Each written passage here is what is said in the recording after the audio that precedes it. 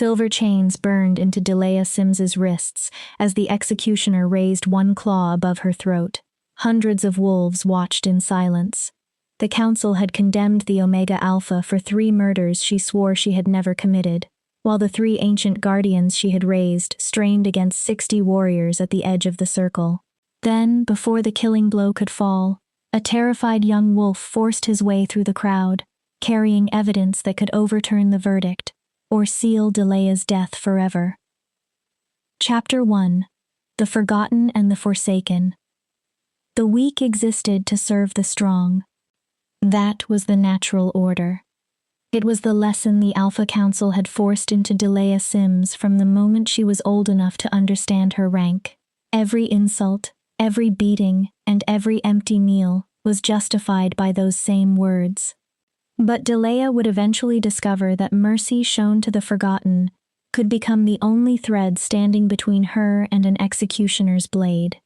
Rain poured across the pack's training grounds that cold November morning, turning the earth into a field of deep mud. Delia pressed her back against the outer wall of a storage shed. Her thin body trembled beneath a threadbare coat that offered almost no protection from the cold. At 19, she already understood what it meant to be an Omega.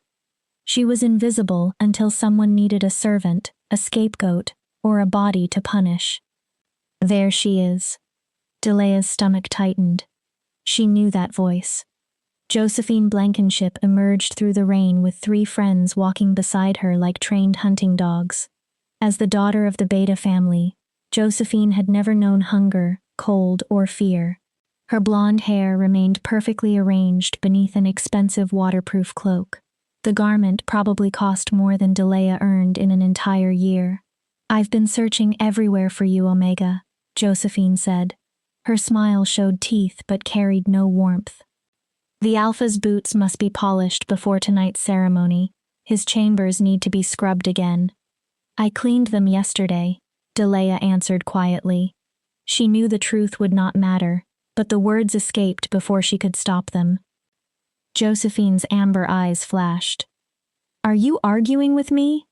Her wolf pressed close beneath her skin, making the threat unmistakable. "You seem to have forgotten your place." Delia immediately lowered her gaze. Looking directly at a higher-ranking wolf was forbidden. Speaking without permission was forbidden. Standing where someone stronger wanted to stand was forbidden. Every day, the list of crimes she committed simply by existing seemed to grow. "Forgive me," Delia whispered. "Louder," Josephine ordered. "Let everyone hear how pathetic you are." The training grounds had become silent. Dozens of young wolves preparing for the Harvest Moon ceremony had stopped to watch. A few appeared uncomfortable, but most looked entertained. No one stepped forward. No one ever did. "Forgive me," Delia repeated, her voice breaking. Josephine laughed, the sound sharp and brittle. "That's better. Now get to work." She stepped closer until her breath touched Delia's ear.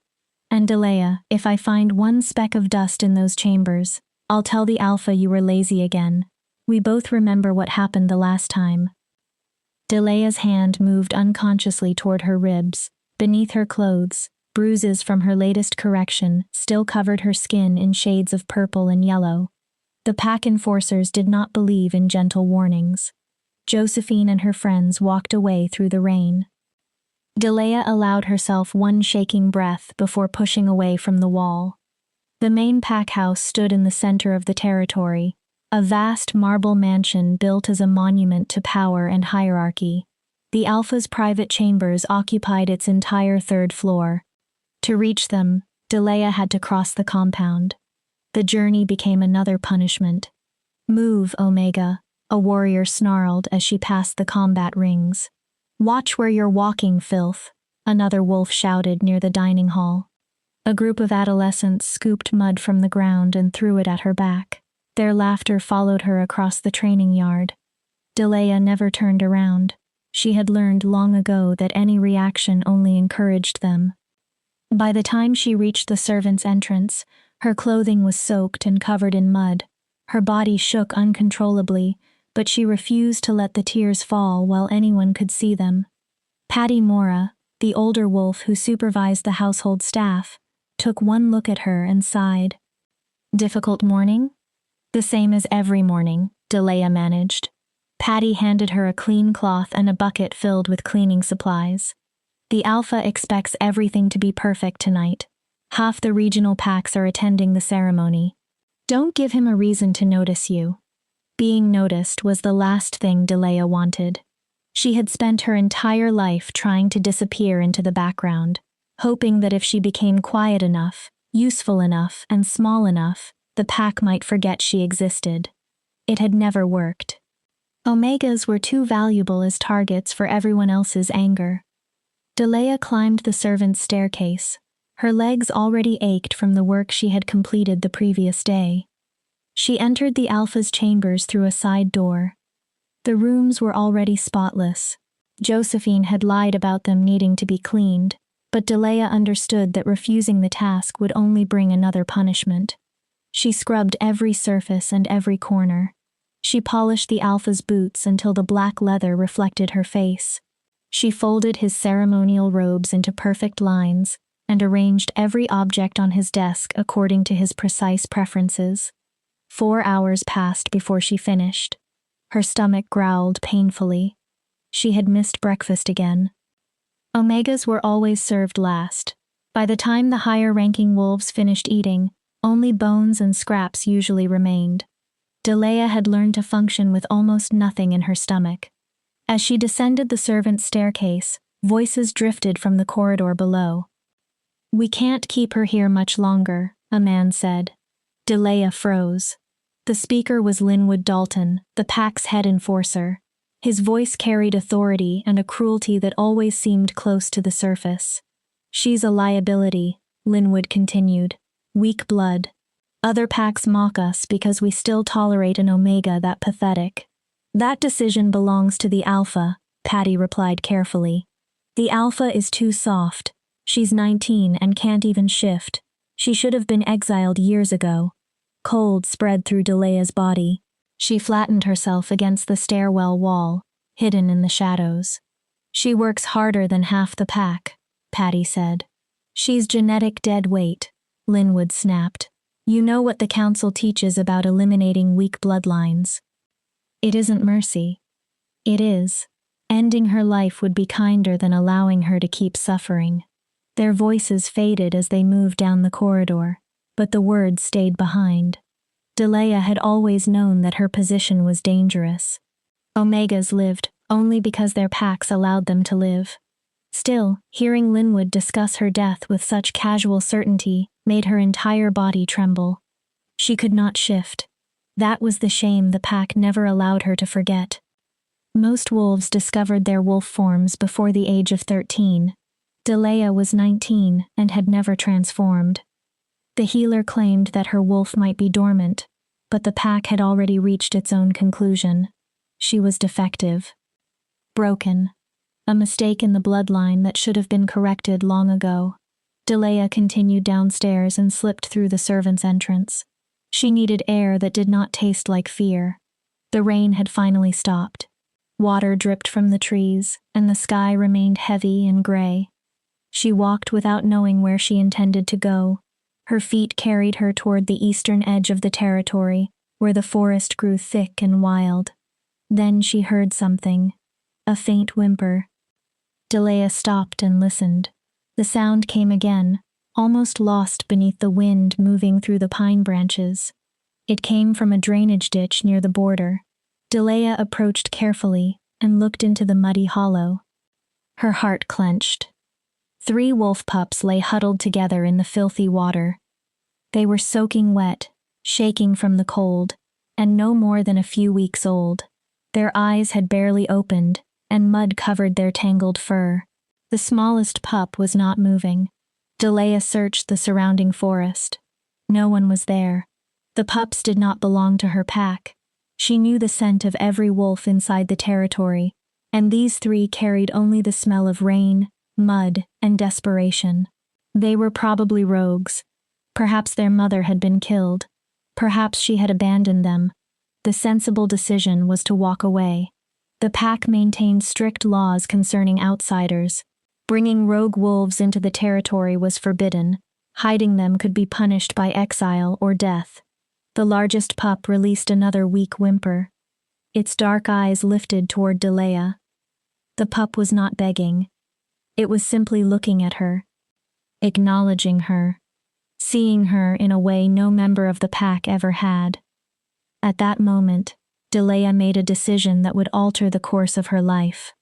She removed her coat, the only warm possession she owned, and climbed into the ditch. One by one, she lifted the pups and wrapped them in the worn fabric. They were so small that all three fit easily inside her arms. The smallest male stirred. His heartbeat was weak, but it was still there. "I have you," Delea whispered. "I won't leave you here." She could not take them to the pack house. Discovery would mean death for all of them. But there was one other place. An abandoned groundskeeper's cottage stood near the edge of the territory. No one had lived there since the previous groundskeeper died 5 years earlier.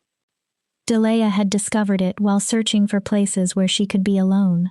The roof leaked, several windows were cracked, and the floorboards groaned beneath every step. But it was hidden.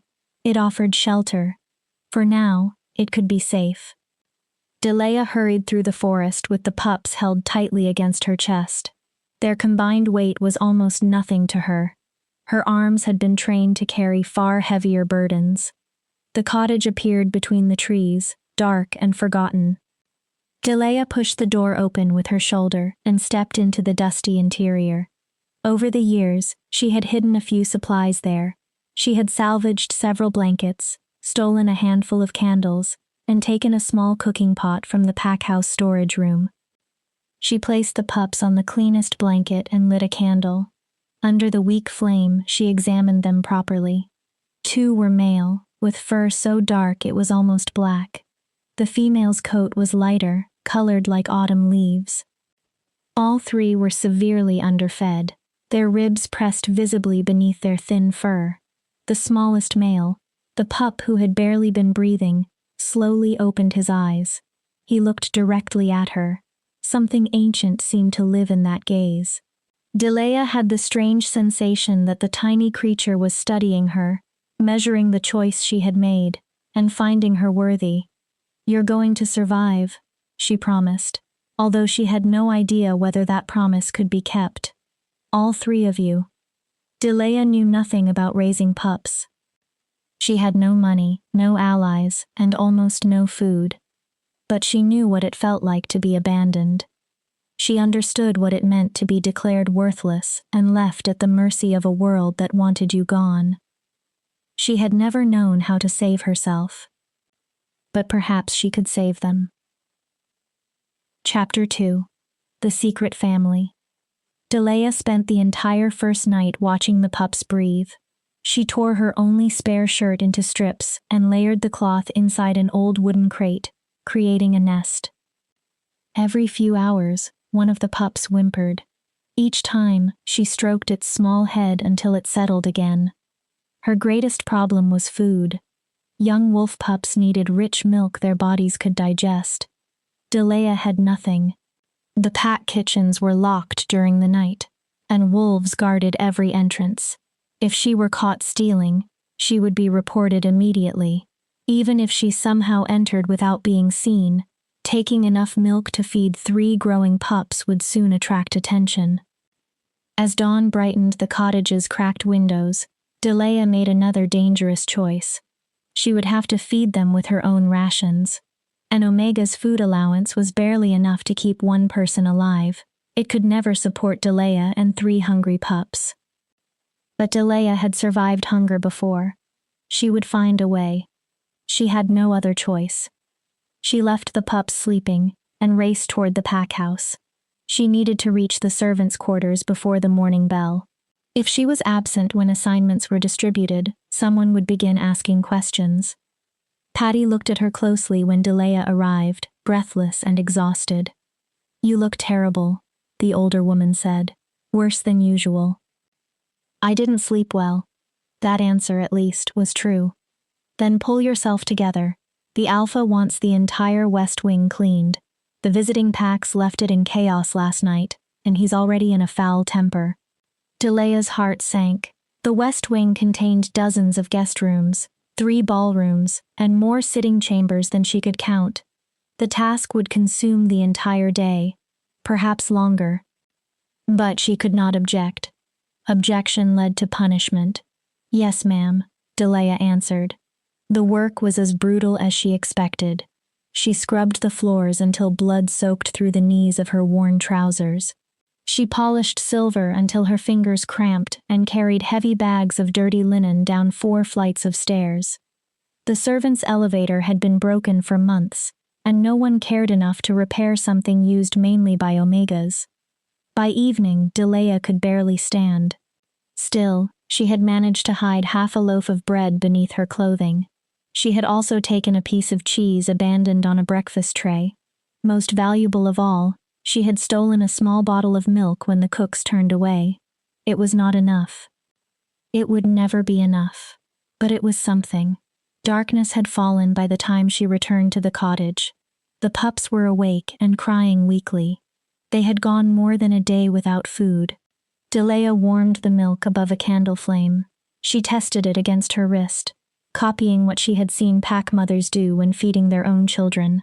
When it was warm enough, she dipped a clean strip of cloth into the milk and brought it to the smallest male's mouth. He latched onto it at once. He drank with desperate hunger. Relief flooded through Delea. She fed the 3 pups one at a time, measuring every drop so each received a fair share. The bottle emptied too quickly. Their stomachs were not full, but the crying stopped. They curled together inside the crate and fell asleep. Delea watched them and allowed herself a small smile. It was her first victory. The same pattern continued for weeks. During the day, she worked until her body threatened to collapse. She collected scraps whenever no one was watching. At night, she returned to the cottage and cared for the secret family no one knew existed. She quickly learned their different personalities. The largest male had dark, dust-colored fur, so she began calling him Dusty. He was bold and protective, always placing his body between his siblings and the door. The female's bright autumn coat reminded Delea of morning light, so she named her Morgan. Morgan was curious and intelligent. Her eyes followed every movement Delea made. The smallest male became Gabriel. Gabriel was quiet, gentle, and deeply observant. Somehow, he always seemed to know when Delea had reached the edge of her strength. The pups grew slowly, but they grew. Delea became weaker. Most of her food went to them.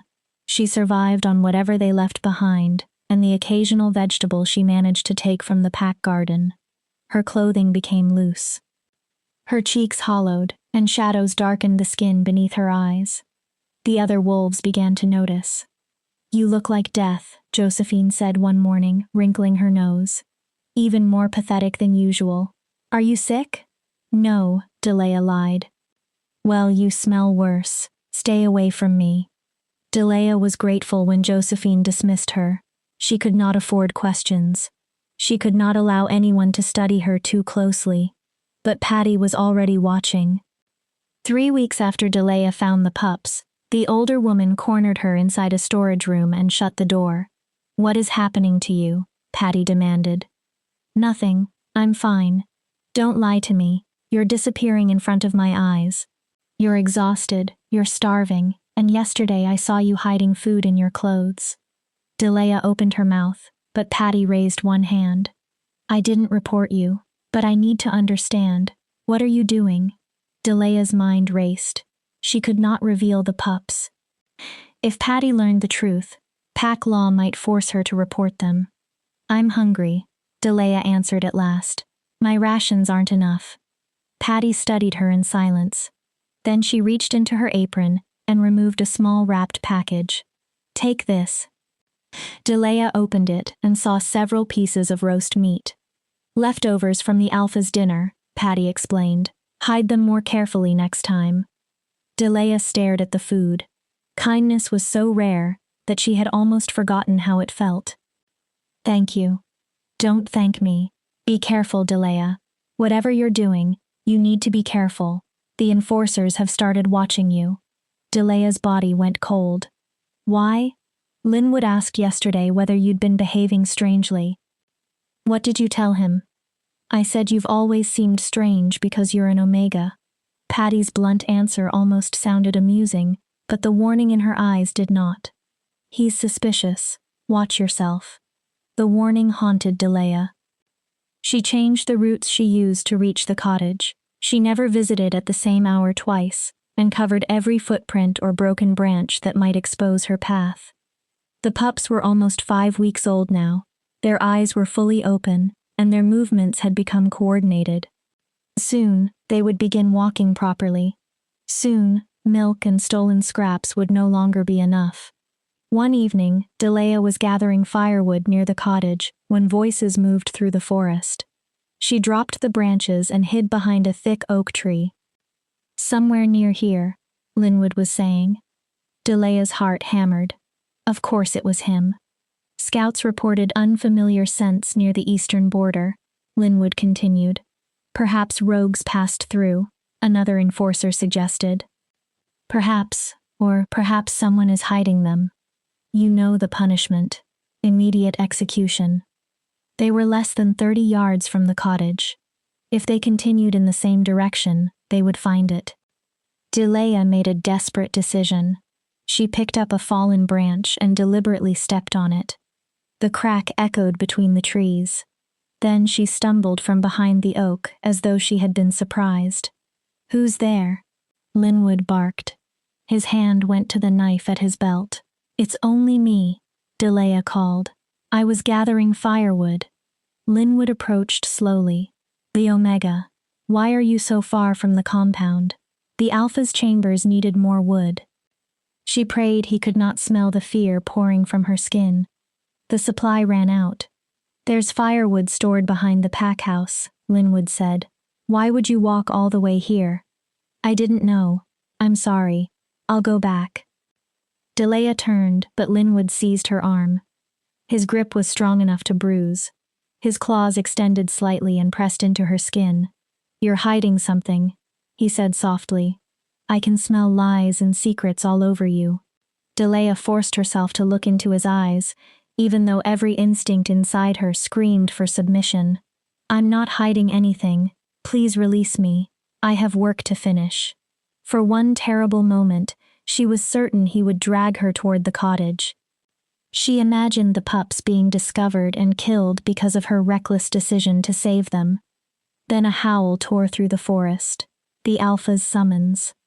Every pack member was required to answer immediately. Linwood released Delea with obvious reluctance. This conversation is not over, Omega. I'll be watching you.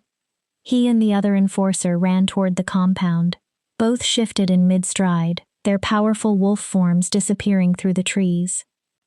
Delea waited until their scents had completely faded. Only then did her legs collapse beneath her. They had come too close. She returned to the cottage with trembling hands. The pups sensed her fear at once. They whined and pressed themselves against her legs. They were growing quickly. Gabriel was already the size of a small dog, and his siblings were larger. We can't remain here much longer, Delea said, stroking Morgan's russet fur. They're becoming suspicious. If they find us. She could not finish. The pups watched her with understanding far beyond their age. For the first time, Delea wondered what she had truly rescued from the drainage ditch. These were not ordinary pups. Their eyes held too much intelligence, their bodies were developing too quickly, and something powerful seemed to move beneath their skin. But whatever power they possessed would not protect them if the pack discovered them too soon. Delea needed a plan. She needed somewhere safe enough to hide them until they could survive alone. She simply had no idea where such a place existed. Outside the cottage, the wind carried distant sounds from the pack's nightly gathering. Somewhere among those wolves, Linwood was watching and waiting for an opportunity to prove that she had broken the law. Delea knew he would eventually find one. The only question was whether she could save the pups before he did. Chapter 3. The First Shift. 2 months after Delea found the pups, everything changed. She was in the pack house kitchen, scrubbing pots from the evening meal, when pain struck her spine. A burning sensation spread through her body like fire. Delea gasped and dropped the pot. It struck the floor with a loud metallic crash. The head cook glared at her. "Clumsy Omega, if you damaged that, you'll pay for it." Delea could not answer. She could barely breathe. Her bones felt as though they were tearing apart and rearranging themselves. Every muscle screamed. Something that had slept inside her for 19 years was suddenly awake. "What's wrong with her?" someone asked. "She's shifting," another wolf whispered in disbelief. "The Omega is shifting." Impossible. Delea had tried to transform countless times. She had stood alone beneath full moons and begged her wolf to appear. Nothing had ever happened. The pack healers eventually declared that her wolf was dead, missing, or had never existed. But now she could feel it. Her wolf was not dead. It had only been waiting. The transformation came with unbearable agony. A first shift normally occurred while the body was young and prepared. Delea was 19, untrained, and completely alone. As her body convulsed, she believed the pain might kill her. When it finally ended, she found herself standing on 4 trembling legs. The kitchen had gone silent. Every wolf stared at her. Some appeared shocked. Others looked disgusted. Delea's wolf was small, much smaller than an adult wolf should have been. Her fur was a dull, ordinary gray. Weakness filled every muscle and bone. Even after finally shifting, she remained a disappointment. "I don't believe it," the head cook muttered. 19 years old, and that is the best she can manage? Cruel laughter spread through the kitchen. Delea tried to move on unfamiliar legs. She crashed into a table, knocked over a chair, and staggered through the doorway. Then she ran. Her movements were clumsy and nothing like the smooth grace of the other wolves. Still, she ran toward the only place where she had ever felt safe. The cottage. The pups were waiting when she arrived. The moment she crossed the threshold, something extraordinary occurred. Gabriel, the smallest pup, rose on unsteady legs. A soft golden light surrounded his body. Morgan and Dusty stood beside him, both glowing with the same strange radiance. Delea shifted back into human form without intending to. She collapsed naked and exhausted on the floor. The 3 pups approached and pressed their noses against her skin. Warmth poured into Delea. It was nothing like the burning pain of transformation. This energy felt ancient, powerful, and completely unfamiliar. Her wolf strengthened inside her. Connections formed between Delea and the pups, deeper than any ordinary pack bond. When the golden light disappeared, Delea understood. The pups were not normal wolves. They were something far older. By rescuing them, feeding them, and sacrificing her own strength so they could live, she had created a bond that reached beyond the laws of modern packs. They had awakened her wolf. They had given her what everyone said she would never possess. "Thank you," Delea whispered as tears ran down her face. "Thank you." Gabriel licked her cheek. Morgan curled against her side. Dusty walked to the entrance and stood guard. For the first time in Delea's life, she did not feel alone. Her happiness lasted exactly 3 days.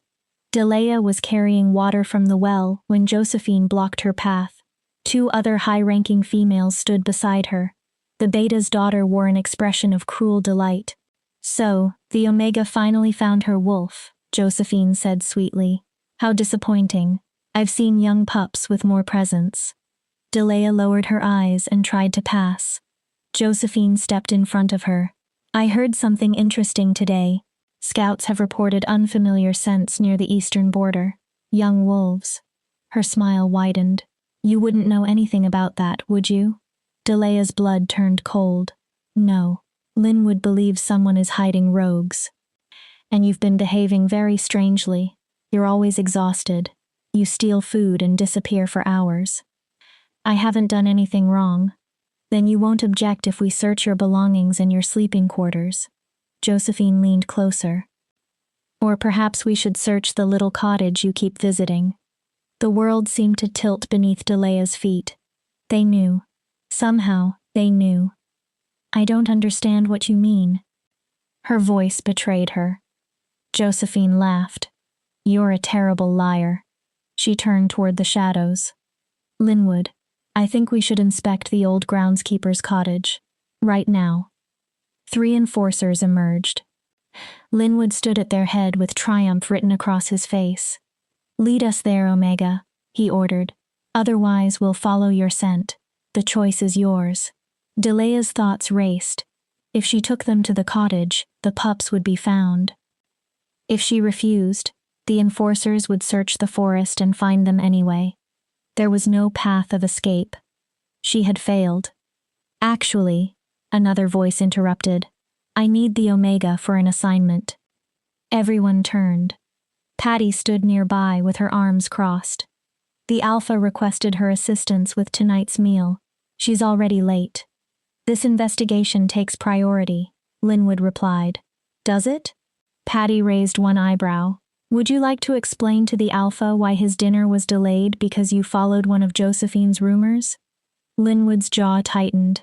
The Alpha's temper was legendary, and his meal schedule was treated like sacred law. Fine, Linwood said, but this is only a delay. We will search that cottage tonight, with or without her. Josephine gave Delea a venomous look before walking away with the enforcers. Patty seized Delea's arm and pulled her toward the pack house. Once they were alone, she lowered her voice. You have 2 hours. Whatever you're hiding must be moved or destroyed. 2 hours, Delea. That is all I can give you. Why are you helping me? Patty's expression softened. Because I was an Omega once, before I became too old to be useful for anything except housekeeping. I know what this life does to you. She released Delea. Run. Delea ran. She burst into the cottage, gasping for breath. The pups were almost adolescent in size. They sensed her panic immediately and raised their hackles. We have to leave, Delea told them. They know you're here. They're coming. But where could they go? The pack's territory stretched for miles. Beyond it lay wilderness filled with rogue packs, predators, and dangers Delea could not imagine. The pups were powerful, but they were not ready to survive alone. Gabriel approached. His dark eyes remained calm. He pressed his head beneath Delea's palm. Images filled her mind. She saw a cave hidden deep in the mountains at the northern edge of the territory. The entrance stood behind a waterfall and was protected by ancient magic that could keep enemies away. How do you know? Delea stopped. It did not matter. Gabriel was offering them a chance. She collected everything she possessed, several blankets, an extra set of clothes, the food Patty had given her, and the few remaining supplies. The pups circled her while she worked. Their usual playfulness had disappeared, replaced by deadly focus. They left the cottage at twilight and moved through the forest like shadows. Delea's wolf remained clumsy and weak, but fear drove her onward. Dusty led the way. Morgan guarded the rear. Gabriel remained close to Delea's side. They traveled for hours through the darkness. Every broken twig made Delea's heart jump. Every movement in the bushes could have been an enforcer. Then howls rose behind them. The hunt had begun. Faster, Delea urged, although her legs already burned. We have to move faster. The pups changed formation. Dusty moved beside her and pressed against her leg. He had grown large enough to carry her. Delea climbed onto his back without hesitation. Dusty surged forward. Morgan and Gabriel ran on either side of him. Together, they moved faster than Delea could ever have traveled alone. The forest became a blur. The howls behind them grew distant. Dawn was beginning when they reached the mountain. Delea struggled to keep her eyes open. Every part of her body had been pushed beyond exhaustion. Gabriel guided them upward along a path Delea could not see. The cave from his vision was real. A waterfall concealed the entrance, and the narrow passage behind it forced them to enter one at a time. Beyond the passage, The cave opened into a wide chamber. A natural spring flowed in one corner. Thick moss covered sections of stone and offered a place to sleep. Delea collapsed as soon as they were inside. The pups curled around her, surrounding her with enough warmth to hold back the mountain cold. "We made it," she whispered. "We actually escaped." But as exhaustion pulled her toward sleep, Delea understood the truth. They had survived that night. The pack would not stop searching. Linwood would hunt them until he could make an example of the Omega who had defied one of their most sacred laws. This was not the end. It was only the beginning. Chapter 4. Sentenced without trial. The cave became both their sanctuary and their prison. For 3 weeks, Delea and the pups remained inside the mountain, leaving only when survival required it. They ate wild berries, fish from the stream that fed the waterfall, and whatever small animals the pups managed to catch. Delea's body became leaner and harder. Her wolf strengthened every time she shifted, as though freedom from the pack's oppression had finally allowed it to develop. The pups flourished. They were nearly full-grown, and their true nature became more difficult to ignore. When they ran, faint golden light remained behind their paws. When they hunted, they moved with impossible coordination. At night, they slept around Delea in a protective circle. Sometimes she entered their dreams. She saw ancient forests and wolves that moved between worlds. She felt power older than every modern pack, sleeping beneath the earth for thousands of years. Delea had saved far more than 3 abandoned pups. She still did not understand what they truly were. On the 23rd day of their exile, Gabriel woke her before dawn. His body was tense, and urgency filled his dark eyes. A warning moved through their bond. Someone was approaching. Delea quietly woke Morgan and Dusty. All 3 guardians placed themselves between her and the cave entrance. Their lips lifted, exposing teeth that had grown long and deadly. Footsteps sounded beyond the waterfall. They were lighter than an enforcer's steps. Familiar. Patty pushed through the falling water, soaked and breathing heavily. She stopped when she saw the guardians. "Blessed moon," she whispered. "What are they?" "Please don't report us," Delea begged. "I know I broke the law, but they would have died. I didn't come to turn you in." Patty's gaze moved from the guardians to Delea. Something close to respect softened her face. "I came to warn you. The Alpha has called a tribunal. They declared you a rogue for abandoning your work and stealing pack supplies." "I didn't abandon anything. They were going to kill me." "I know. But the tribunal is in 3 days, and the council has already chosen your sentence." Patty paused. "Death." Delea felt the cave close around her. "Linwood has been authorized to hunt you and execute you on sight." Patty opened her coat and removed a wrapped bundle. "I brought food, medicine, and blankets. It isn't much." "Why are you doing this?" Delea interrupted. "They could exile you. They could kill you." Patty remained silent for a long moment. Then she sat on the stone. 20 years ago, I was an Omega like you.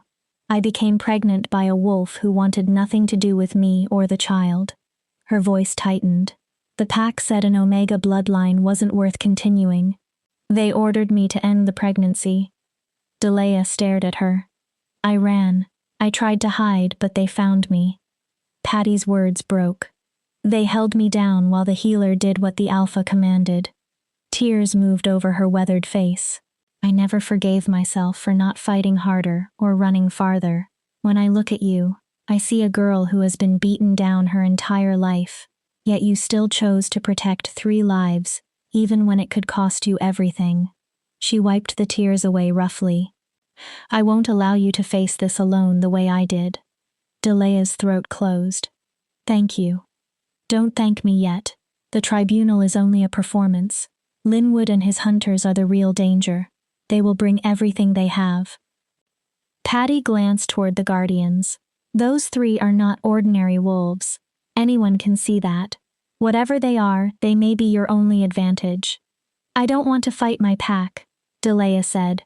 "I only want them to leave us alone." "The world rarely allows that, child. especially when you're an Omega.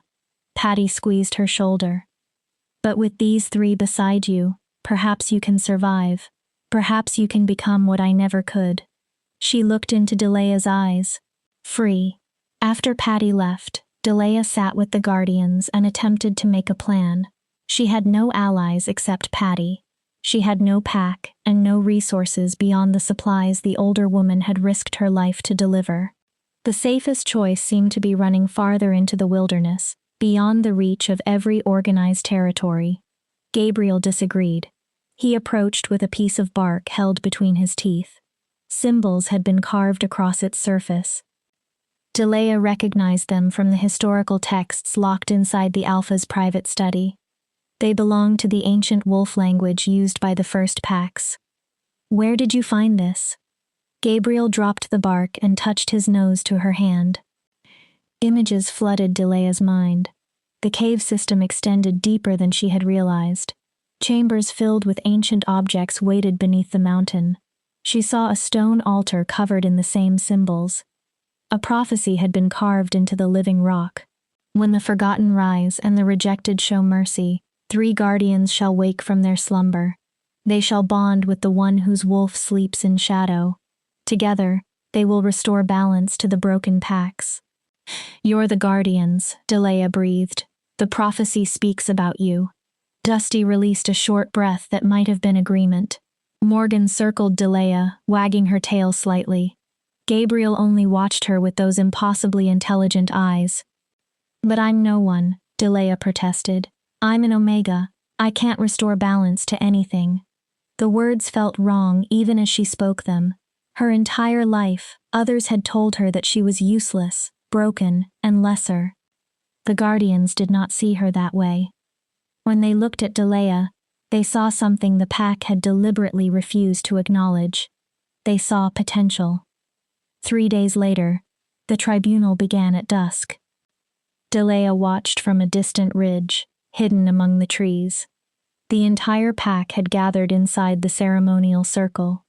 Quentin Carlson, the Alpha, stood at its center, in the form of a massive gray wolf. Authority radiated from him, with the force of heat from a furnace. Linwood, Josephine, and the pack council stood nearby.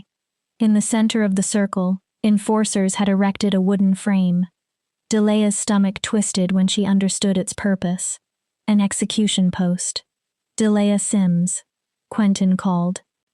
His voice crossed the territory with enough power to make the surrounding trees seem to recoil. You have been summoned to answer for abandonment of duty, theft of pack resources, and the harboring of rogue wolves. Each crime carries a sentence of death. Silence followed. Delea remained hidden. Her heart pounded painfully. She isn't coming, Josephine said. She knows she's guilty. Then judgment will proceed in her absence, Quentin declared. He lifted his head. By ancient law and the authority of this pack, Delea Sims is declared rogue. She is expelled from our territory and marked for death. Any wolf who encounters her is authorized to kill her on sight. Her bloodline is ended. Her name will be removed from our records. His next words struck harder than any weapon. She no longer exists. The pack howled as one. The sound carried judgment and absolute finality. Something inside Delea broke. The weak pack bond that had connected her to those wolves for 19 years snapped. She gasped at the sudden emptiness. They had been cruel, but they were the only family she had ever known. Now even that connection was gone. Linwood, Quentin continued, take your best hunters. Bring me proof of the rogue's death within 1 week, or answer for your failure. It will be my pleasure, Alpha, Linwood replied. Predatory excitement filled his voice. Delea retreated into the forest. She was completely exiled now. The pack that had abused her for 19 years had erased her name and ordered her death. They would hunt her like an animal.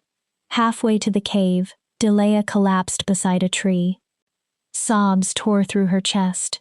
Every insult she had heard since childhood repeated inside her mind. Worthless, defective, better off dead.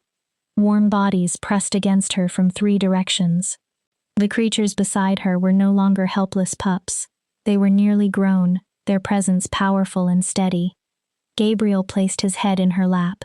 Morgan leaned against her side. Dusty stood in front of her, facing the forest and guarding them all. "I'm sorry," Delea whispered. "I'm not strong enough. You deserve someone worthy of the prophecy." Gabriel made a sound between a growl and a whine. His meaning entered her mind as clearly as spoken words. "You are worthy. You rescued us when you possessed nothing. You protected us when it required you to lose everything. That is strength." "They were right about me," Delea insisted. "I'm weak. My wolf is pathetic. I still struggle to shift. How can I restore balance to anything when I can barely survive alone?" Morgan gently nipped Delea's hand. When Delea looked into her bright eyes, she saw herself reflected as the guardians saw her. Not an omega. Not a worthless reject. She saw a woman who had chosen kindness when cruelty would have been easier. A woman who had sacrificed everything for 3 lives she had no obligation to protect. A woman who had shown the guardians what a pack was supposed to mean. "We will teach you," Dusty's presence seemed to promise. "We will make you strong." Standing in the forest with 3 ancient guardians surrounding her, Delea faced a choice. She could run forever. She could hide from Linwood and wait for the inevitable day his hunters found her. Or she could become something her old pack had never allowed her to be. Someone who fought back. Chapter 5. When Prey Becomes Predator. The training began at dawn. Delea had always believed she was weak because everyone around her had told her so. Her wolf was small, her transformations were slow and painful. Years of abuse had crushed every instinct that might have encouraged resistance. The guardians looked past those limitations. They saw something the pack had tried to destroy. They saw what she could become. Gabriel began with her senses. He circled her inside a clearing near the cave, moving with silent grace. Delea had to follow him without using her eyes. Human sight was too limited. She needed to rely on scent, sound, vibration, and the hidden instincts of her wolf. Her first attempts were humiliating. Gabriel moved, and Delea spun helplessly, always several steps behind. But he never mocked her. Unlike the pack's trainers, he did not punish failure. He returned to the beginning and allowed her to try again. Morgan taught her to transform. Every shift had been an agonizing struggle that lasted several minutes. Delea had always fought the change, afraid of the pain and the unfamiliar loss of control. Morgan showed her how to welcome her wolf instead of forcing it forward. "Everything hurts," Delea gasped after the 5th shift of the morning. She collapsed onto the moss. Morgan pressed against her. Warm energy moved through their bond, soothing the burning inside Delea's muscles and bones. When Morgan stepped away, the pain had faded to a manageable ache. Dusty gave Delea the most difficult lessons. He taught her to fight. Delea had never fought back. Resistance meant correction. It meant being pinned beneath enforcers while they punished her for forgetting her rank. Every instinct she possessed ordered her to lower her eyes, expose her throat, and submit. Dusty refused to accept it. He attacked without causing serious injury but with enough force to demand a response. Every time Delea dropped into a submissive position, he stopped. Then they began again. After the 20th attempt, Delea broke down. "I can't do this," she sobbed. "I don't know how to fight. It isn't inside me." Dusty growled in frustration. Then he stopped attacking. Memories moved through their bond. Delea saw herself as Dusty had first seen her. A thin, shivering figure walking through the rain toward a ditch where 3 pups were dying. She watched herself remove her only coat and wrap them inside it. She saw her own arms trembling as she carried them through the forest. The memories shifted. Night after night, Delea returned to the cottage. She fed the pups while her own stomach cramped with hunger. She protected them, even though discovery meant death. "That was different," Delea said. "I couldn't abandon you." Dusty's response reached her with absolute clarity. That was fighting. Fighting is not only claws and teeth. Fighting means choosing to act when surrender would be easier. You have fought your entire life. The truth struck Delea harder than any blow. She had never recognized survival as resistance. She had never understood that remaining compassionate in a world determined to crush her was its own form of battle. "Show me," she whispered. "Teach me how to fight." Approval entered Dusty's eyes. He attacked again. This time, when Delea's instincts screamed for her to submit, she remembered the pups in the drainage ditch. She remembered every moment when she had chosen their lives over her own safety. Delea moved. Her dodge was clumsy. She stumbled and almost fell.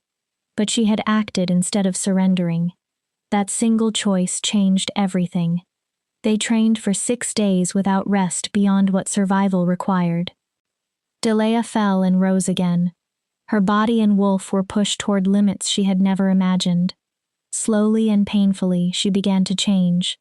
Her transformations became faster and smoother. Her wolf remained smaller than most adult wolves, but it moved with growing confidence. Her senses sharpened until she could track Gabriel while blindfolded. She could separate the scent of morning dew from afternoon rain and hear a rabbit's heartbeat from 100 yards away. Delea was not as strong as a trained warrior, but she was stronger than she had ever been. On the 7th day, Linwood's hunters found them. Delea was catching fish in the stream when Gabriel's warning tore through their bond. She dropped the fish, shifted while running, and raced toward the cave.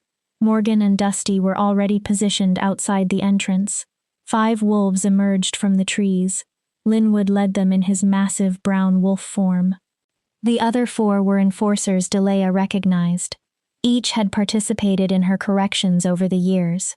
"There she is," Linwood snarled. "The rogue Omega who believes she is above pack justice." Delea's first instinct was to run. A deeper part of her wanted to hide, submit, and beg for mercy she knew would never be given. Then she felt the guardians behind her. Their certainty surrounded her. They believed she deserved protection. Something inside Delea became solid. "I'm not returning with you," she said. Her steady voice surprised even her. Linwood released a horrible laugh. "You think you have a choice? You're a rogue. You're prey. We'll drag your corpse to the Alpha and prove the natural order still exists." The natural order? Delea felt years of buried anger rising. "You mean the system where Omegas are beaten and starved? Where saving a life is punished with death?" She met his gaze. "That isn't natural. It's tyranny." Bold words from a worthless runt. Linwood stepped closer. "But words will not protect you." He lunged. Delea's training took control. She moved left, using her smaller body to escape his jaws. Linwood bit empty air. Before he could turn, Dusty struck him from the side and sent the enforcer rolling across the ground. The remaining hunters attacked together. Morgan intercepted too. Golden light blazed through her autumn-colored fur. Gabriel moved like smoke around a third, preventing him from approaching Delea. The 4th hunter broke through. Tamika Aosta was a scarred and experienced female who had always taken particular pleasure in Delea's punishments. Her teeth closed around Delea's shoulder. Fur and flesh tore. Pain exploded through Delea. Her old instincts commanded her to become still and allow the stronger wolf to win. Instead, Delea remembered 3 starving pups. She remembered giving them her meals. She remembered choosing to protect them when the choice had cost everything. Delea twisted deeper into Tamika's grip and drove her own teeth toward the enforcer's throat. She did not bite deeply enough to kill. She could not force herself to do that. But the wound was enough. Tamika released her with a shocked cry. "She bit me. The Omega actually bit me." "Good," Delea growled. Blood ran from her shoulder and fell onto the moss. "Perhaps you'll think before attacking someone again." Chaos filled the clearing. The Guardians moved with supernatural unity, always shielding Delea while forcing the hunters backward. They did not kill. They had no need to. Their power overwhelmed the enforcers and made even experienced fighters hesitate. Linwood was the last to withdraw.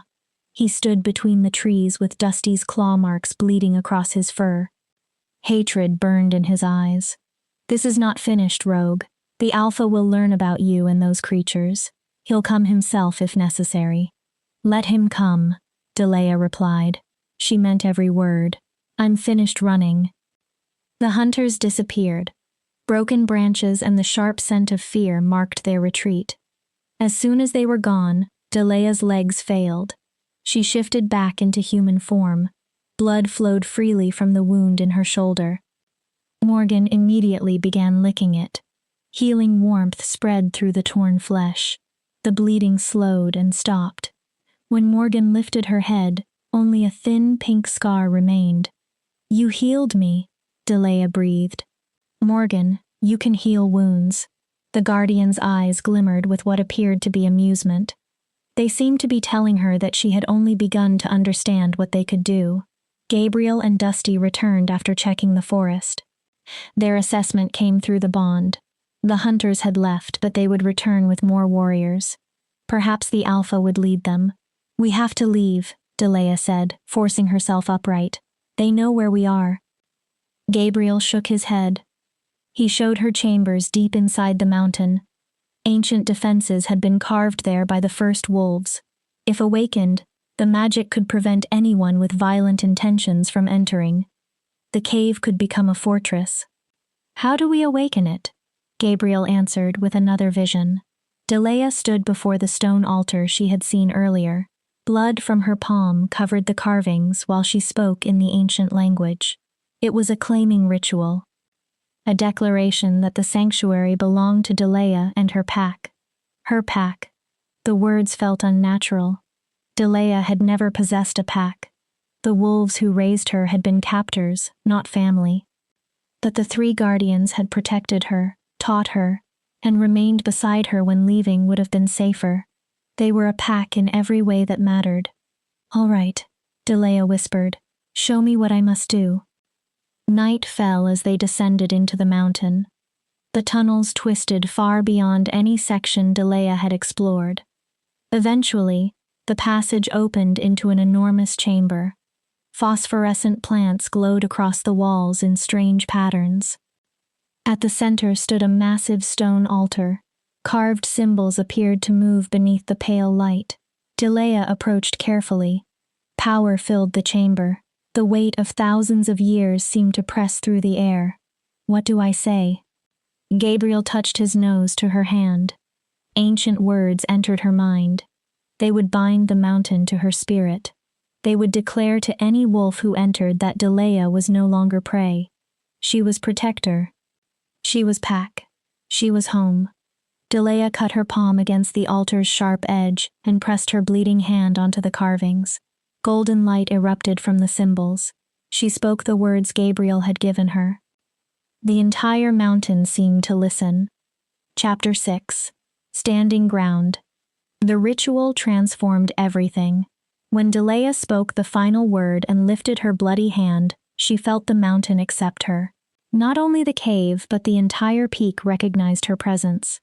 Miles of earth, rock, water, and ancient power connected themselves to her. The bond settled inside her bones like a second heartbeat. Steady.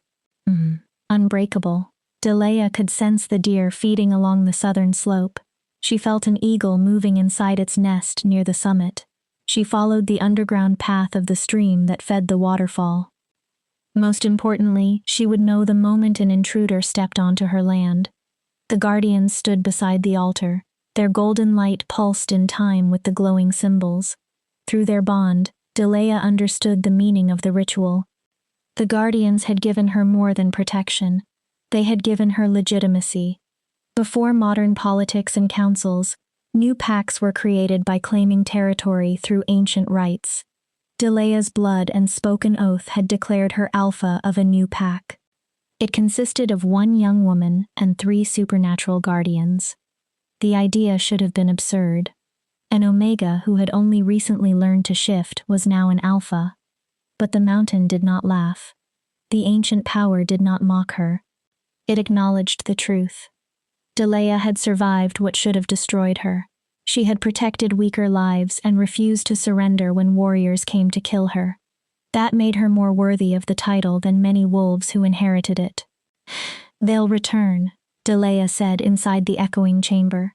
"They'll bring everything they have." Dusty's agreement moved through the bond.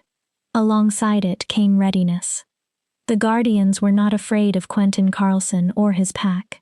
They had been waiting for this conflict since the moment Delea carried them from the ditch. She spent the next 3 days preparing. Through her connection to the mountain, she explored every tunnel and memorized escape routes, narrow passages, and defensible positions. She gathered food, preserved meat, and collected the healing plants Morgan identified. Whenever she was not eating or sleeping, she trained. Her transformations became so fluid that she could shift in the middle of a leap. She learned to identify individual wolves by scent from half a mile away. Her fighting improved from helpless resistance to a level that might keep her alive in a true battle. Delea would never be the strongest wolf. She was learning to become the smartest. On the 4th day after the ritual, the Alpha arrived. Delea felt him the instant his paw touched the mountain. Cold dominance moved through her connection to the territory.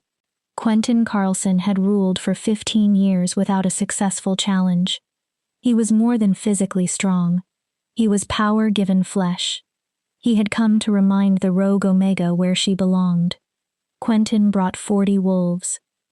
From a high ridge, Delea watched them gather in the valley below the cave. Warriors, trackers, and hunters formed a wall of fur and teeth, representing the full strength of the pack she had once served. Josephine and Linwood stood among them, both wearing confident expressions. They expected a slaughter. They believed this would be a quick demonstration of what happened to wolves who rejected the natural order. Quentin's gray wolf form was enormous, almost twice Delea's size. Intelligence sharpened his gaze. He was not like Linwood, who relied only on brutality. Quentin was calculating, strategic, and completely certain that he could not lose. "Delea Sims," his voice thundered across the valley. "Show yourself and face justice." For a moment, Delea considered remaining hidden. She could allow the pack to exhaust itself searching. The mountain's defenses could divide the warriors and defeat them in smaller groups. Gabriel pressed against her side. His guidance entered her mind. "This is not only about victory. You must show them that you are no longer prey." Delea inhaled deeply. Then she stepped onto a rocky ledge where the entire pack could see her. She deliberately remained in human form, wearing the simple clothing Patty had brought. The 3 guardians formed a protective line behind her. Silence spread through the valley. "I'm here," Delea called. "What kind of justice are you offering? The same justice that allowed me to be beaten every day for 19 years? She looked down at Quentin. "The justice that declared me worthless because my wolf awakened later than yours?" "You violated our laws," Quentin replied with controlled calm. "You harbored rogues, stole pack resources, and abandoned your duties. You know those crimes carry a death sentence." "I saved 3 dying pups," Delea answered. "Pups your patrols passed without offering help. Has mercy become a crime?" "Mercy?" Josephine's laughter rang through the valley. "You stole food to feed strays. You lied about where you went and manipulated Patty into assisting you. That is betrayal. Patty helped me because she remembered what your pack did to her 20 years ago." Delea's voice tightened. "She knows what it means to live as an Omega inside a pack that treats weakness like a disease." Uneasy murmurs moved among the gathered wolves. Some looked angry. Others appeared ashamed. None defended her. They never had. Quentin lifted his head, silencing them. "You've spoken. Now come down and accept judgment. Surrender peacefully, and your death will be quick. Continue resisting, and Linwood may make you suffer first." "I will not surrender." Delea's quiet answer carried clearly. "And I will not come down. This mountain belongs to me now." The Alpha narrowed his eyes. I claimed it through the old rites. If you want me, you will have to enter my territory and take it. You dare claim land? Quentin demanded. You're an Omega who couldn't transform 2 months ago. You are not a pack. You are a rogue suffering from delusions. Then proving it should be easy. Steel entered Delea's voice. Challenge me. The words cut through the valley. Alpha against alpha. The victor keeps the mountain. The loser leaves and never returns. The pack erupted. Some wolves barked in disbelief. Others laughed or howled at the insult. An Omega had challenged an Alpha. The idea was unthinkable. Quentin should have dismissed her immediately. Instead, his attention shifted toward the Guardians. Delea saw recognition enter his eyes. You know what they are, she said. Old stories, Quentin replied carefully. Legends of guardians who awaken when packs forget their true purpose. Tales meant to frighten children. Are they only tales? Delea gestured behind her. These guardians were dying in a ditch on your territory. Your patrols ignored them because they were weak and did not belong to your pack. Mercy held no value inside your natural order. Her voice rose. They are proof that your way is broken. Every wolf became silent. You built your power by crushing anyone who does not match your definition of strength. You cast out the weak, punish those who are different, and destroy anyone who threatens your authority. She held Quentin's gaze. You call it tradition. You call it necessity, but it is only cruelty wearing the mask of natural law. Even Linwood had stopped laughing. The ancient laws state that any wolf may challenge for territory, Delea continued. They say nothing about rank or bloodline. They require only strength and will. She stepped to the edge of the rock. So I challenge you, Quentin Carlson. Fight me for this mountain. Prove that power gives you the right to rule. Or admit that your natural order is so fragile, it cannot survive one Omega who finally said no. For a long moment, Quentin stared at her. Delea could see him measuring every risk. If he refused, his pack might consider him weak. If he accepted and lost to an Omega, his authority would collapse. Your courage is impressive, he said at last. It is also foolish. He stepped forward. I accept. I have killed challengers stronger, faster, and more experienced than you. You will die on this mountain, Delea Sims. When you do, the Guardians will belong to me. They belong to no one, Delea answered. They choose their path. She looked down at him without lowering her gaze. Just as I do now. Quentin began climbing. The pack followed at a distance, positioning themselves where they could witness the challenge.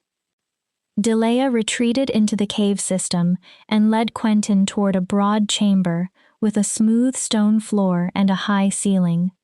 She had chosen it as a natural arena. The battle inside would decide everything. Quentin entered in wolf form. His gray fur bristled with power. He was twice Delea's size and possessed 3 times her experience. His dominance pressed against her wolf, demanding submission. Delea refused to show her fear. Last opportunity, Quentin said. Submit, and I'll end this quickly. No. Then you'll die exactly as you lived, stubborn and foolish. He attacked with a speed no creature his size should have possessed. Delea shifted while dodging. The transformation felt as natural as breathing. She was smaller, she was faster, and she understood every surface of the chamber in a way Quentin never could. The mountain was her ally. Delea was no longer prey. Chapter 7. Proving Worth in Blood. Quentin's jaws closed inches from Delea's throat. She twisted beneath his guard. Her teeth caught his front leg, drawing blood and forcing him to stumble. The Alpha roared. The sound struck the chamber walls with enough force to make the stone vibrate. He turned with astonishing speed and drove one massive paw into Delea's ribs. She flew across the smooth floor. Pain burst through her chest. Something cracked inside her. She forced herself to stand. The Guardians remained at the edge of the chamber, their golden eyes following every movement. They would not interfere. This challenge belonged to Delea. It was her opportunity to prove that she was more than the creature her former pack had tried to create. "You're faster than I expected," Quentin admitted while circling her. "But speed will not save you. I've destroyed dozens of challengers." He exposed his teeth. "You're another corpse waiting to fall." He attacked again, pretending to move left before striking from the right. Delea barely escaped. His fangs grazed her shoulder and opened another wound. Hot blood spread through her gray fur. Quentin was testing her. He intended to let her exhaust herself before delivering the final blow. It was the method of a wolf who had won so often that defeat no longer existed in his imagination. Delea needed to change his calculations. She retreated farther into the chamber. The floor became irregular there, with sections worn smooth and others broken into sharp rises. Delea had memorized every depression, loose rock, and secure foothold during her preparation. Quentin followed with confidence. He did not know that 3 steps ahead, rainwater had gathered inside a shallow hollow, leaving the stone dangerously slick. Delea jumped over it. Quentin stepped directly into it. His paws slipped for a single heartbeat. His balance shifted forward. His throat became exposed. Delea struck. Her teeth passed through the thick fur and found the vulnerable skin beneath. She did not bite deeply enough to kill, but the wound showed Quentin how close death had come. The Omega he dismissed could have ended him. Quentin threw her away with a violent movement. His blood covered Delea's muzzle. He stepped backward. For the first time, Delea saw uncertainty in his eyes. "You're better than I believed," he admitted, "but better will not be enough." He changed his strategy. The overwhelming lunges stopped. Quentin became patient and methodical. He used his size to cut off escape routes and drive Delea toward the walls. Whenever she attempted to circle him, he moved to block her. The chamber became smaller around her. Delea was tiring. Every breath sent pain through her damaged ribs.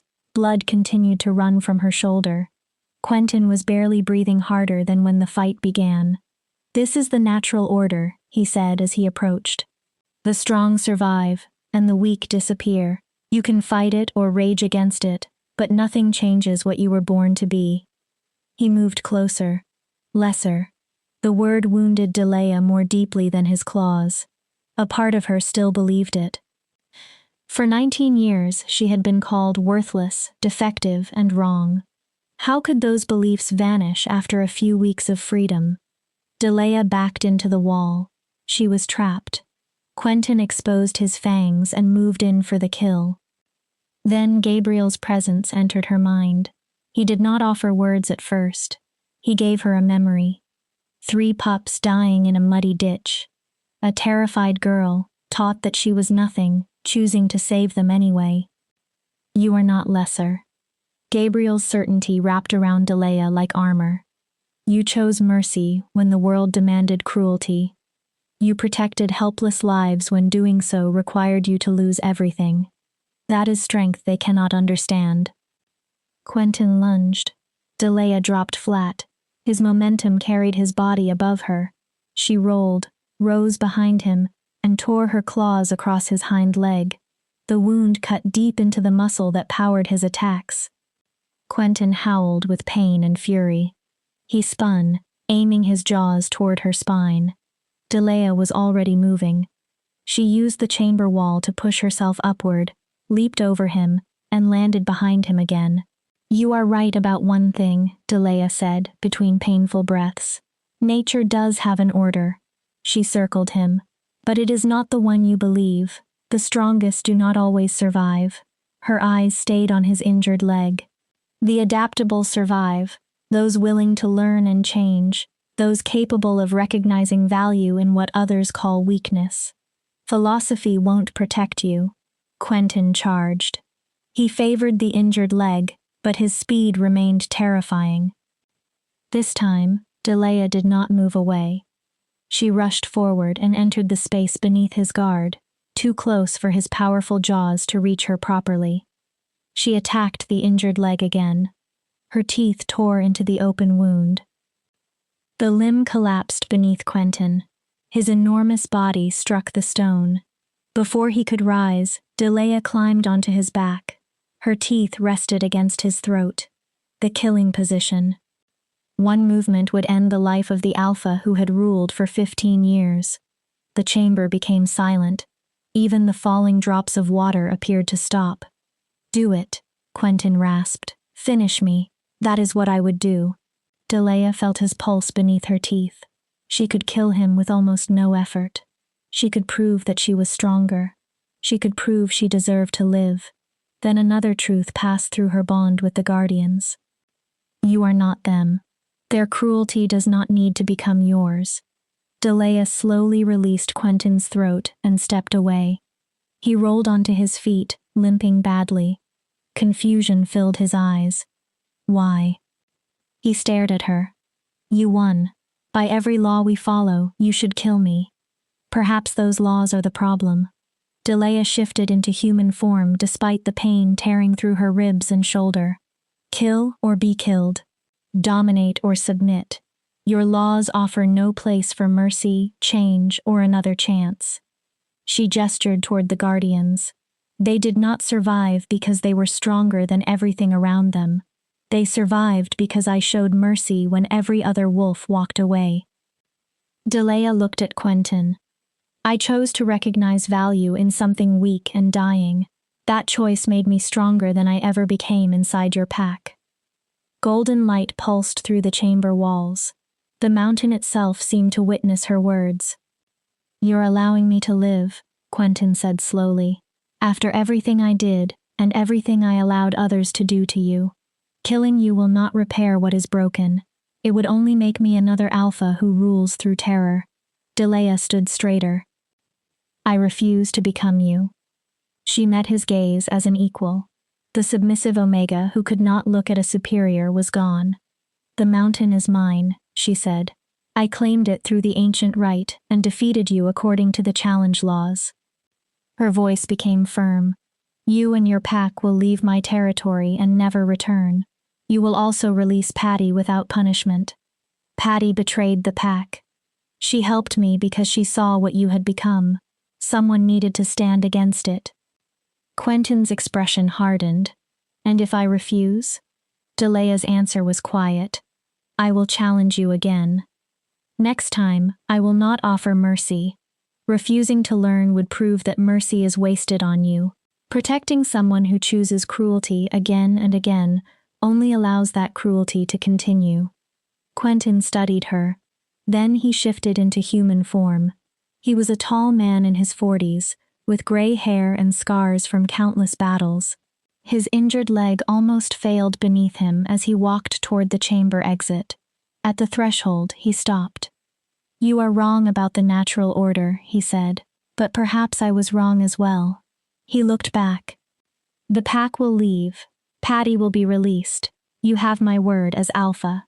Former Alpha, Dusty growled. It was the first time one of the Guardians had spoken aloud in front of an outsider. Quentin flinched. Then he nodded. Former Alpha of this territory. His eyes returned to Delea. Other challenges will come. Some will be stronger than I was. Not every wolf will accept what happened here. Let them come, Delea said. I'm not afraid anymore. Quentin disappeared into the passage leading toward the valley. Moments later, the howls of his pack echoed through the mountain as he ordered their retreat. 40 wolves withdrew from Delea's territory. She had won. Impossibly, she had won. The moment the pack was gone, Delea's legs gave way. She collapsed naked and bleeding onto the cold floor. The Guardians surrounded her. Morgan's healing power moved through Delea's broken ribs. Gabriel soothed her damaged mind. Dusty supported her with his solid body. I did it, she whispered through tears. Then she pressed her hands into their fur. We did it. Pride and joy filled their bond. The Guardians had never doubted that this was what Delea could become. She was not meant to remain the pack's victim. She was meant to show them another path. Delea had been rejected, hunted, exiled, declared worthless, and sentenced to death. She had survived. Through survival, she finally became what the pack never permitted her to be, herself, free, powerful, unbroken, and her journey had only begun. Chapter 8. 25 Years of Peace. The years moved like water over stone, gradually reshaping everything they touched. Delea's mountain became a sanctuary for the rejected. Stories traveled across the territories about the Omega who had defeated an Alpha, and the ancient guardians who had chosen to follow her. Wolves spoke of a place where rank and bloodline did not determine whether a person deserved protection. At first, they arrived alone or in pairs. Eric Alvarado was a young wolf cast out after refusing to execute a rogue who had accidentally crossed his pack's border. Jamie May was an elderly female judged too old to remain useful. Her pack had left her in the wilderness to die. Nathaniel and Vince were adolescent twins whose parents had been killed in a territorial conflict. They had nowhere else to go. Delea accepted every one of them. She fed them and helped Morgan heal their wounds. Dusty trained those who wanted to defend themselves. Delea taught them that a pack did not need to be built on hierarchy and cruelty. It could be a family created through choice, trust, and mutual protection. Within 5 years, the mountain pack contained 20 wolves. After 10 years, there were 50. By the 15th year, more than 100 wolves called the mountain home.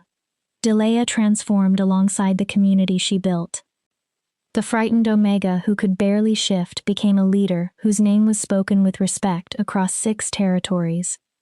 The Guardians grew with her. They had been helpless pups when Delea discovered them, but the passing decades revealed their true nature. They did not age like ordinary wolves. Their power deepened instead of fading. Gabriel's gift expanded beyond their shared bond. He began seeing possible futures and used those visions to guide Delea away from approaching dangers. Morgan's healing reached beyond physical wounds. She could ease the deep emotional scars carried by wolves who arrived traumatized by their former packs. Dusty became a warrior of legendary ability. Under his training, Delea's defenders learned to stand against the enforcers of any traditional territory. Yet the Guardians' most valuable gift was simpler than any ancient power. They loved Delea without conditions. In a world that had spent years declaring her worthless, they reminded her of her value every day. Delea's wolf also changed. The small and fragile gray animal grew through constant use and the Guardian's influence. Eventually, her wolf stood almost as large as Quentin's had. Silver streaks appeared inside her gray fur, catching moonlight like scattered stars. Her transformations became instantaneous. She could follow one wolf's scent through heavy rain for 5 miles. She had become everything the pack once claimed she could never be, and she had done it by rejecting everything they taught her. Other packs noticed. Some sent representatives seeking alliances. Others sent challengers who believed an Omega Alpha violated the natural order. Delea answered every visitor with the same calm resolve. Those who arrived peacefully found shelter. Those who brought violence faced Dusty, and an army trained not to conquer but to defend a chosen family. Quentin's former pack kept its distance. He eventually died during a border conflict, and his daughter inherited leadership 8 years before the new crisis began. The pack honored Quentin's promise. They never entered Delea's territory or threatened the refugees living there. It was a cold peace. But it was peace. Josephine unexpectedly became one of Delea's allies. 3 years after Quentin's defeat, Josephine challenged for leadership and won through a brutal fight. Power changed her, but not in the way Delea expected. Josephine sent intermediaries to request a meeting. When the 2 women finally faced each other, Josephine spoke without excuses. "I was cruel to you," she admitted. "Unforgivably cruel. I was taught that hurting the weak proved I was strong." She lowered her gaze. I was wrong. I'm attempting to create something better. Delea and Josephine never became friends. They could not erase what had happened, but they developed an understanding. Both were female leaders trying, in different ways, to change a system designed to crush them. Patty joined Delea's mountain pack after her release. Delea built her a cottage near the main settlement. Patty became an advisor and a grandmother figure to young refugees who arrived terrified and lost. 5 years before the murders, Patty died peacefully in her sleep. She was surrounded by wolves who loved her. It was a gentler ending than she had ever imagined during her years as an Omega.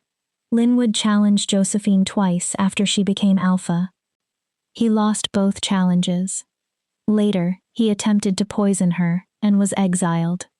Rumors claimed that he had joined a rogue pack that attacked vulnerable territories, but Delea never confirmed them. Some distant part of her hoped that even Linwood might eventually find whatever peace a damaged soul like his could accept. By the 23rd year, Delea's mountain pack had become a force even powerful traditional territories respected. Her wolves did not seize land. They did not raid or conquer. Their existence proved that wolves could thrive without destroying one another through endless struggles for dominance. Delea had created something that would survive beyond her lifetime. That made the day everything began to collapse far more painful. It started with Gabriel. For weeks he behaved strangely.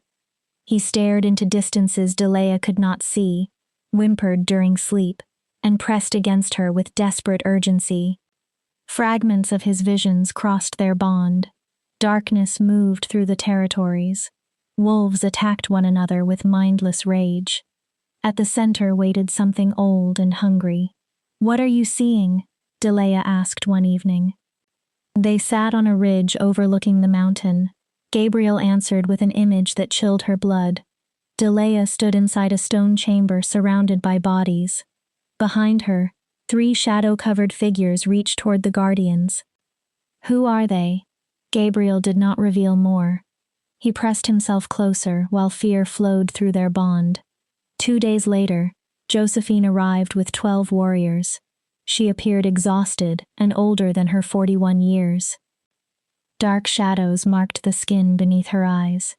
"We need to speak," Josephine said. "About what?" "The murders." Delea's stomach tightened. "What murders?" "You haven't heard?" Genuine surprise crossed Josephine's face. 3 alphas in the Southern Territories were killed. Every death was identical. Their throats were torn open, and their bodies were arranged in ritual patterns. The councils have called emergency meetings. Every pack is accusing the others. What does that have to do with me? Josephine held her gaze. The claw measurements from all 3 bodies match yours exactly. Delea became still. Witnesses also reported a gray wolf with silver streaks leaving each territory shortly after the bodies were discovered. "That's impossible. I've remained on this mountain. My entire pack can confirm it." "I know," Josephine said. "I believe you." Her expression became grim. "The other alphas do not. They claim you've become a rogue and started murdering leaders who refuse to submit to your influence. Some say the Guardians corrupted you." Josephine paused. "There will be a trial. Every major alpha will attend, and they intend to demand your execution for crimes against wolf law." "A trial?" Rage rose beneath Delea's shock. "Someone framed me, and their solution is another tribunal?" "The alternative is war," Josephine answered. "Every pack could unite against your mountain. Hundreds of warriors would descend on this territory and destroy everything you built." She took a breath. "The trial is your only opportunity to prove your innocence." "And if I fail?" Josephine's silence answered the question. That night, Delea summoned her entire pack. More than 100 wolves gathered in the main clearing. Fear and uncertainty filled their faces. Delea had protected them for decades. Now she needed them to trust her once more. "You've heard the accusations," she said. She stood in human form with Gabriel, Morgan, and Dusty beside her. I swear by everything we created together that I did not murder those alphas. Someone is using my appearance to turn the packs against us. Who would do this? Eric asked. He was middle-aged now and had become one of Delea's most trusted advisors. I don't know. Gabriel has seen darkness approaching, something determined to destroy what exists here. Delea looked across the faces of her family. I must attend the trial and answer the charges, but all of you need to remain on the mountain, protect our home. Let us travel with you, Vince argued. Nathaniel nodded beside him. You should not face the councils alone. I won't be alone. Delea rested one hand on Gabriel's head. The guardians will travel with me. I need everyone else here. If the trial is meant to lure me away while someone attacks the mountain, you will be our only defense. Uneasy murmurs spread through the clearing. Her wolves understood. Everything they built was in danger. When will you leave? Jami asked. The elderly female had lived on the mountain for more than 20 years and remained one of Delea's strongest supporters. Tomorrow, Josephine answered. The trial begins in 3 days on the old ceremonial grounds. Delea must arrive before sunset on the 3rd day. Otherwise, the council will declare her guilty in her absence. 3 days. Delea had 3 days to cross hostile territories and stand before alphas who already viewed her as a murderer. Somehow, she needed to prove her innocence. If she failed, she would face execution again. This time, her death would not be the only loss. Every refugee who trusted her could be condemned to whatever punishment the unified packs chose. 25 years of peace and building something better could end in 3 days. Chapter 9. Condemned by Lies. The ceremonial grounds stood where 7 territories met. No pack could claim the land. Treaties older than living memory had declared it neutral. Massive stones formed a circle large enough to hold hundreds of wolves. Ancient symbols covered their surfaces, identical to the carvings Delea had awakened on her mountain altar. She arrived at sunset on the 3rd day. The journey had exhausted her, and dread sat heavily inside her chest. The guardians walked in their familiar formation. Gabriel remained on her left. Morgan stayed on her right. Dusty guarded her from behind. Hundreds of wolves had assembled. Many stared openly at the guardians. Some had traveled only to witness what they believed would be Delea's execution. 12 alphas stood at the center of the circle, representing the region's most powerful packs. Josephine stood among them, her expression grim. The other leaders looked at Delea with contempt, suspicion, or cold calculation. An elderly female named Antoinette Scott presided over the gathering. Her white fur was streaked with gray, and her eyes remained sharp despite her age. She ruled an ancient northern pack that existed before most modern territories had been established. Delea Sims, Antoinette called. Her voice carried across the entire gathering. You are accused of murdering 3 alphas, Danilo Ramos of Riverbend, Pascal Browning of Ironwood, and Marcelino Gibbs of Shadowfen. She studied Delea. Each victim was killed in the same manner. The throat was torn open, the body arranged according to an unknown ritual, and the murder committed during the dark moon. Antoinette continued. Witnesses saw a wolf matching your physical description near every scene. How do you answer? Not guilty, Delea said clearly. I killed no one. I remained on my mountain during each murder. More than 100 witnesses can confirm it.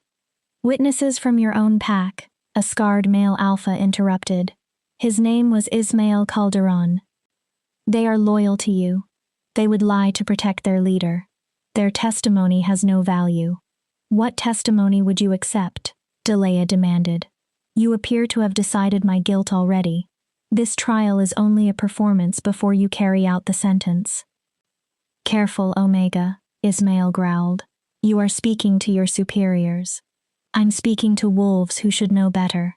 Delea's frustration sharpened her voice. For 25 years, I have protected refugees from your packs. Wolves you cast out, abused, or abandoned. Now you expect everyone to believe I suddenly became a murderer. She turned toward the council. What reason would I have to kill 3 alphas I had never met? Power, another alpha answered. The same motive behind most murders. Your territory has grown too large and influential. Perhaps you wish to eliminate rival leaders and expand. I've never wanted control over other packs, Delea replied. All I wanted was to live in peace and create a safe home for wolves who had nowhere else to go. Her anger rose. If I wanted conquest, I had 25 years to attempt it. Perhaps something recently changed, Antoinette said. The guardians beside you are not ordinary wolves. Their strength grows with time. Her gaze moved toward them. How can we know they have not corrupted you, or changed your purpose toward darker goals? The accusation struck Delea deeply. Outrage moved through all 3 bonds. The guardians have never corrupted anyone, she answered coldly. They have healed the injured, trained the vulnerable, and protected the helpless. Everything good inside my pack exists partly because of them. Then allow them to speak, Ismail challenged. Let these ancient creatures explain what they are and what they truly want. Gabriel stepped forward. His dark eyes moved across the gathered alphas. When he spoke, power in his voice caused the standing stones to vibrate. We are the legacy of the first packs. We were born from the ancient magic that gave wolves their forms and their bonds. Every wolf became still. We sleep between ages and awaken when packs forget their purpose, when hierarchy replaces community, when strength becomes cruelty, when mercy is punished as weakness. Gabriel looked directly at Ismail. We awakened because a young Omega chose to rescue 3 dying lives even though she believed that decision would cost her everything. His voice deepened. In that moment, she became what a pack was always meant to be. A family that protects, not a system that destroys. Beautiful words, Ismail said. They do not change the evidence. 3 alphas are dead, and the killer matched Delea's size, fur, and scent. My scent? Delea interrupted. The witnesses recognized my exact scent? Ismail hesitated. A similar scent. A gray wolf marked with silver. Hundreds of wolves possess gray and silver fur, Josephine said. That description proves nothing. If the witnesses could recognize Delea's personal scent, they would know she has not left her mountain for 6 months. Perhaps she learned to hide it, another alpha suggested. The guardians possess unusual abilities. Who can say what they taught her? The accusations continued. Each theory became more unreasonable than the one before it. Delea stood in the center and felt centuries of prejudice pressing against her. The council did not truly want answers. It wanted a villain. The murders had frightened the packs, and Delea was an Omega who dared to become an Alpha. She was the perfect target. Enough, Antoinette ordered. The council fell silent. We can discuss possibilities all night. What matters is proof. Her gaze traveled across the other leaders. Do we possess direct evidence that Delea committed these murders? Not suspicion, not speculation, evidence. Silence followed. The alphas looked at one another. Hope flickered inside Delea. They had nothing beyond descriptions that could match countless wolves. Then a voice came from the edge of the circle. I have evidence. Every head turned. A hooded man stepped from the crowd. When he lowered the hood, Delea's blood froze. Linwood. 25 years had made him older and harder. Scars covered his face, evidence of the violent life he had lived after exile. His eyes had not changed. They still held the same hatred that burned inside them when he hunted Delea through the forest. Linwood Dalton, Antoinette said, former enforcer of Josephine's pack. You claim to have proof? I do. Linwood reached beneath his cloak and removed a blood-stained piece of fabric. This was discovered at the Shadowfen murder scene. It came from a blanket woven on Delea's mountain. He held it higher. I recognize the pattern. No other pack uses it. Delea's heart dropped. She recognized the weaving. Her pack gave blankets with that design to new refugees. But she did not know how one had reached the murder scene. That proves nothing, Josephine argued. Those blankets are given to wolves who leave the mountain. Anyone could possess one. True, Linwood replied smoothly. But when combined with the witness descriptions and the ritual arrangement of the bodies, which matches ceremonies the guardians would understand, it creates a powerful pattern. You killed them, Delea said. The pieces suddenly connected. You murdered those alphas and arranged the evidence against me. This is revenge for your exile.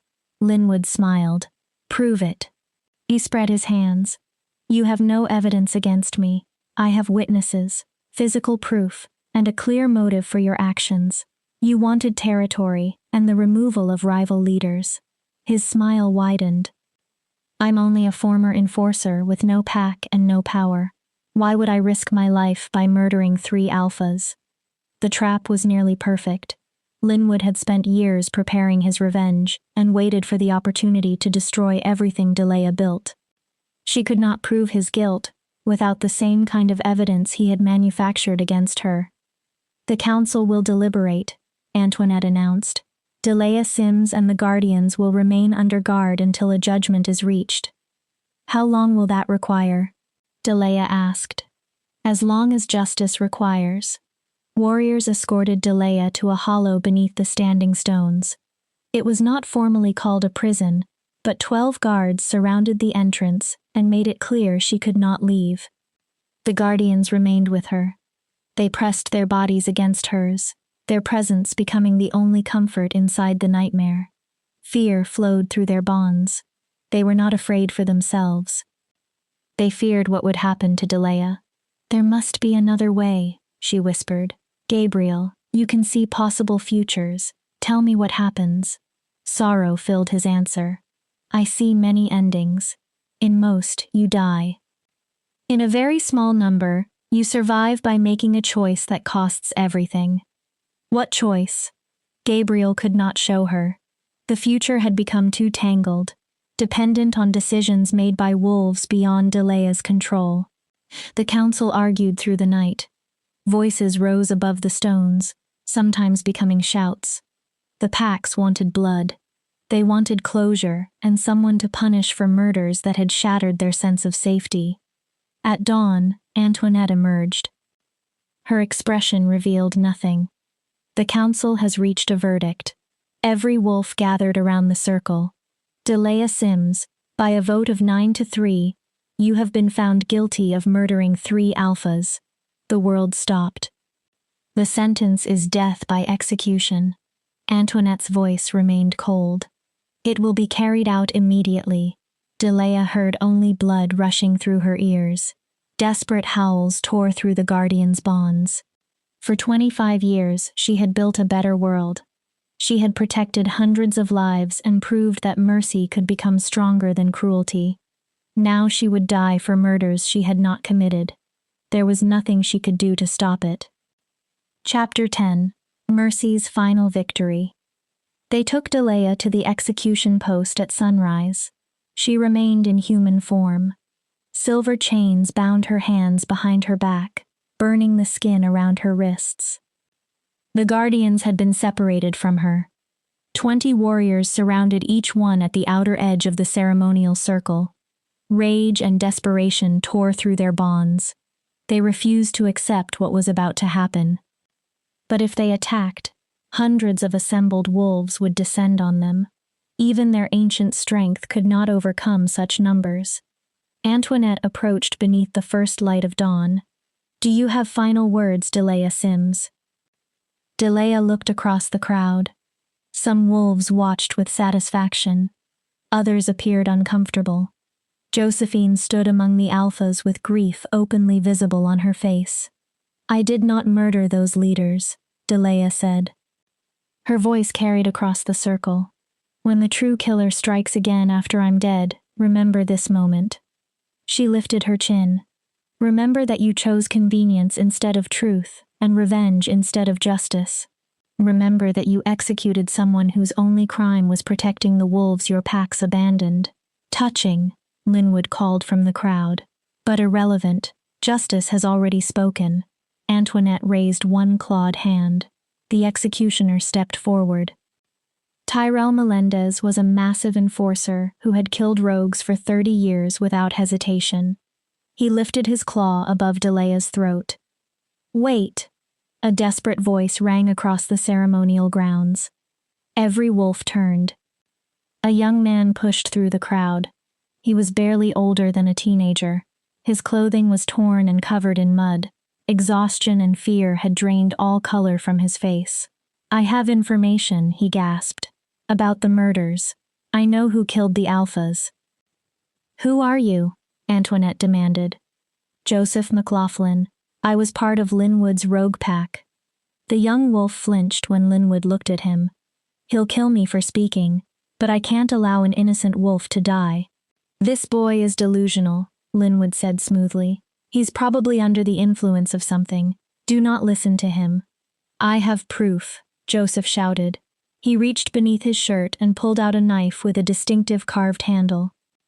This blade was used to position the bodies in the ritual patterns. Linwood kept it as a trophy. "I stole it before I escaped." Antoinette accepted the knife and examined it carefully. Her expression darkened. "This is ceremonial silver," she said. "The craftsmanship is rare and highly specific." Her eyes lifted toward Linwood. "How did this wolf acquire it?" "He's lying," Linwood replied. "He's trying to frame me to save his pathetic life." "I'm not lying," Joseph insisted. His voice cracked, but he continued. "Linwood planned this for years. After Josephine exiled him, he joined a rogue pack in the Southern Territories. He recruited wolves who hated Delea's mountain and believed she was destroying the natural order." Joseph pointed at Linwood. "They believed that if they murdered enough alphas and blamed Delea, every pack would unite against her and destroy everything she created." "Ridiculous," Linwood spat. "Why would I care what happens to an Omega?" "Because she defeated you," Joseph said. Silence began spreading through the circle. 25 years ago, you hunted Delea, and she escaped. You told the rogue pack that the humiliation never left you." Joseph took a step forward. "You said an Omega making you look weak destroyed your reputation. You dreamed about watching her die while she could do nothing to prevent it." The ceremonial grounds became completely quiet. Every wolf understood the kind of hatred that could consume someone for decades. Antoinette's eyes narrowed. "Linwood Dalton, do you deny these accusations?" "Of course I deny them. This boy is clearly—" "Then you will have no objection to a truth-binding ceremony." Antoinette's words cut him off. "The ancient magic will compel honest answers. If you are innocent, you have nothing to fear." Color disappeared from Linwood's face. For one instant, his controlled mask broke. Rage and hatred became visible beneath it. Then he made his choice. Linwood shifted while lunging. His wolf exploded from his human body, jaws open and aimed directly at Delea's throat. If he could no longer frame her, he intended to kill her himself.